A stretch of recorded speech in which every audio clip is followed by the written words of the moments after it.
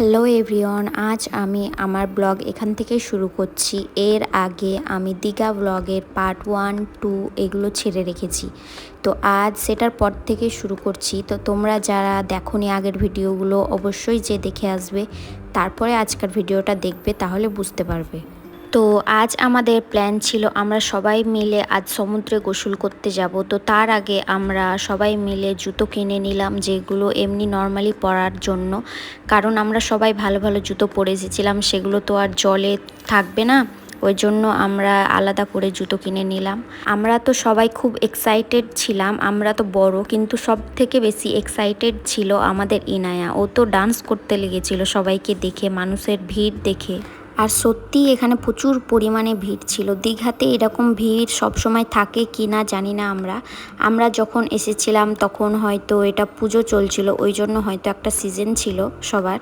আর আমাদের দীঘা যাওয়ার প্ল্যানটা হঠাৎ করে হয়ে যায়, তাই আমরা অত কিছু দেখি না কি চলছে না চলছে। আমরা সবাই মিলে হঠাৎ করে প্ল্যান করে বেরিয়ে পড়েছিলাম দীঘার উদ্দেশ্যে।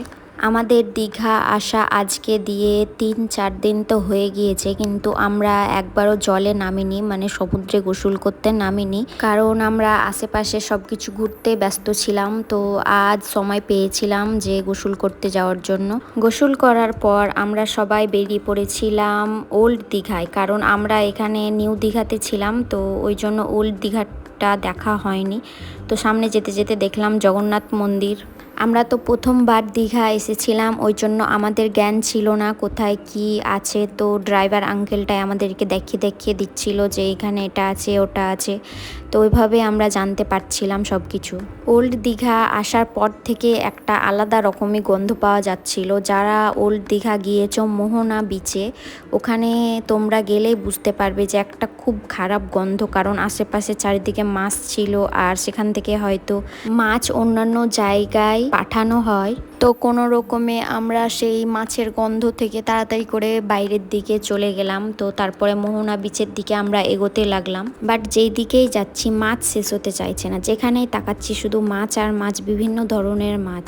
এমন না যে আমি মাছ পছন্দ করি না বা মাছ খাই না, আমার তো মাছ খুব ফেভারেট, আর আমি বাঙালি, মাছ তো পছন্দ করবই। বাট এখানে আলাদাই একটা মাছের স্মেল ছিল, যেটা আমাকে একদমই ভালো লাগছিল না। আর ফাইনালি অনেকটা হেঁটে গিয়ে মাছ পার করে আমরা মোহনা বিচে প্রবেশ করলাম। এইখানে এসেই প্রথমে দেখলাম প্রচণ্ড হাওয়া বইছে, আর আমাদের এখানে আস্তে আস্তে প্রায় সন্ধ্যা নেমে এসেছিল। আমাদের প্ল্যান ছিল যে আমরা বৈকালের আগে আসব, কিন্তু কোনো রকমে আমাদের সেটা হয় না, কারণ আমরা সমুদ্রে নেমে পড়েছিলাম সবাই মিলে গোসল করতে, আর সেইখান থেকে উঠতে একদম ইচ্ছা করছিল না। পরে তখন মা বাবারা এসে আমাদের বকে বকে ওখান থেকে নিয়ে আসে। এইখানে এসে তো খাস ওইরকম কিছু দেখতে পেলাম না, হয়তো দুপুরের টাইমে এলে অনেক কিছু দেখতে পেতাম। জলটা এখন অনেকটাই পিছিয়ে দূরে চলে গিয়েছে। এইখান থেকে আমরা তারপর চলে গিয়েছিলাম দীঘার যে মেন টুরিস্ট স্পট সেইখানে। এখানে এসে দেখলাম প্রচুর পরিমাণে লাইটিং আর প্রচুর দোকানপাট, সেগুলো দেখে তো আমি খুব খুশি হয়ে যাই। নিউ দীঘার থেকে এই ওল্ড দীঘাটা বেশি মনে হচ্ছিল যে আমার কাছে আকর্ষণীয় লাগছিল। ওল্ড দীঘাতে আমরা যখন এলাম তখন বুঝতে পারলাম যে এটাই নিউ দীঘার মতো, আর যেটা নিউ দীঘা ছিল ওটাকে আমাকে ওল্ড দীঘার মতো লাগলো।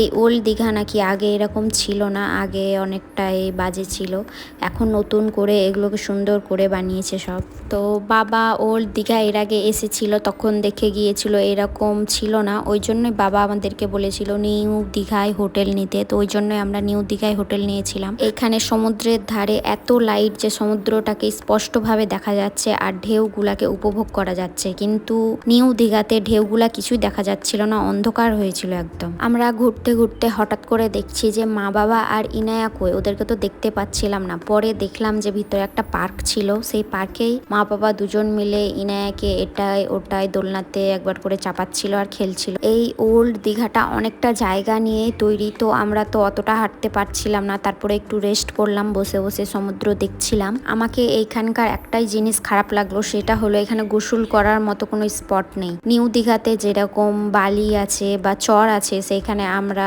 ভালোভাবে গোসল করতে পারি, পিছলানোর ভয় থাকবে না, কিন্তু এই ওল্ড দীঘায় সেই রকম কোনো জায়গা নেই। তো এটাই একটু আমাকে ভালো লাগলো না এই ওল্ড দীঘার। তোমরা কেউ যদি দীঘা আসতে চাও আমি তো তোমাদেরকে সাজেস্ট করব এই ওল্ড দীঘাতে থাকার জন্য। আর খাওয়া দাওয়ার কথা তো আরেকটু আমি বলতেই ভুলে গেছি যে নিউ দীঘাতে খাওয়া দাওয়া একদম ভালো নেই, আর ওল্ড দীঘাতে এখানে অনেকগুলো অপশন আছে খাওয়া দাওয়ার মতো। তো তোমরা যারা ফুড লাভার্স তারা অবশ্যই ওল্ড দীঘাতে আসবে, তাহলে তোমার মন একদম খুশি হয়ে যাবে। আর দোকানপাট এত পরিমাণে যে আমরা দেখে শেষ করতে পারছিলাম না। আমরা পুরো ওল্ড দীঘায় যত দোকান ছিল সব তো আমরা দেখতেই পারিনি, আমরা অর্ধেকটা মতো দেখেই চলে এসেছিলাম কারণ আমাদের দেরি হয়ে যাচ্ছিল। আর ড্রাইভার আঙ্কেল আমাদের 2 ঘন্টার মতো সময় দিয়েছিল এই ওল্ড দীঘাটা ঘোরার। তো কিভাবে সময় পার হয়ে গেল আমরা তো বুঝতে পারলাম না। খাওয়া দাওয়া করতে, জিনিস দেখতে, কেনাকাটা করতে আমাদের 2 ঘন্টা খুব তাড়াতাড়ি পার হয়ে গিয়েছিল। আর বাবা আমাদের সাথে থাকলে আমাদের তো একদমই কোনো কিছুতে লেট হবে না, টাইমে টাইমে সব কাজ হবে। তো যেমনই টাইম দেখেছে যে সময় হয়ে গিয়েছে যাওয়ার, তো বাবা আমাদের বকে বকে নিয়ে যাচ্ছিল গাড়ির কাছে। তারপরে আমরা তো খুব খাসতে গিয়েছিলাম, তাই বাড়ি আসার আর কোনো ক্লিপ নিইনি, সরাসরি এসে আমরা একটু ঘুমিয়ে পড়েছিলাম। আর ঘুম থেকে উঠে আমরা আবার সেই নিউ দীঘায় পৌঁছে গিয়েছিলাম। আমি, ইনায়া আর ও, আমরা 3 জন মিলে একটু সমুদ্রের ধারে এনজয় করতে গিয়েছিলাম, রিল্যাক্স হতে গিয়েছিলাম, কারণ সেইখানে সমুদ্রের এত সুন্দর আওয়াজ আসছিল, খুব ভালো লাগছিল।